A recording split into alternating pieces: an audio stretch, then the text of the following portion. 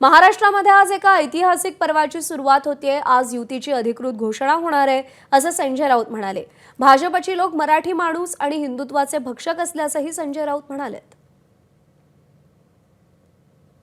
शिवसेना प्रमुखांचे आशीर्वाद घेऊन त्यांना मानवंदना देऊन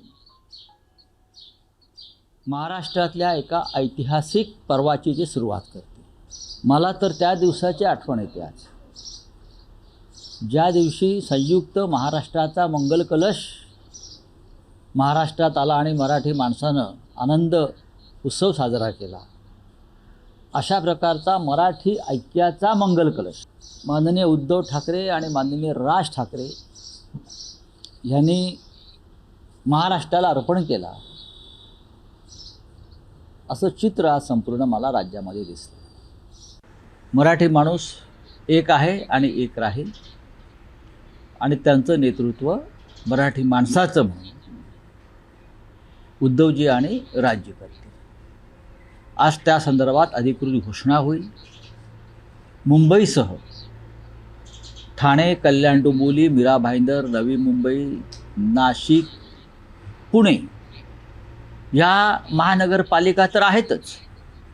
इथे आमची जागा वाटपासंदर्भातली चर्चा संपलेली आहे।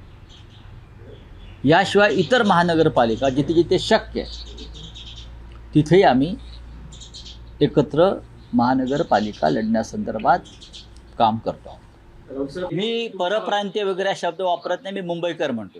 जे मतदार आहेत, ज्यांना शिवसेनेनं गेल्या 50-55 वर्षामध्ये अनेक सोयी सुविधा दिल्यात, त्यांचं रक्षण केलं। भारतीय जनता पक्ष हे 1992 साली बरं का शेपूट घालून बसलं होतं आतमध्ये, तेव्हा आमची पोरं तलवारी आणि बंदूक आणि बॉम्ब घेऊन बाहेर पडले होते रक्षणासाठी। मी आता तोंडावर सांगतो, कुठे होते भाजपवाले?